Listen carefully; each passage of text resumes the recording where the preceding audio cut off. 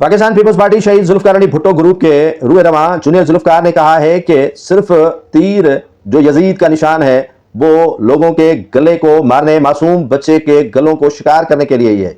वो मासूम बच्चे कौन है? वो सिंध के मासूम बच्चे हैं और हमेशा टारगेट उन्हीं को किया जाता है। पानी उनका बंद किया जाता है, रोजगार उन्हीं का बंद किया जाता है और वसाइल पर गैरों को काबिज करवाया जाता है। लेकिन अब मैं मैदान में आया हूं और उनका दिफा तलवार और मुक्के से करूंगा।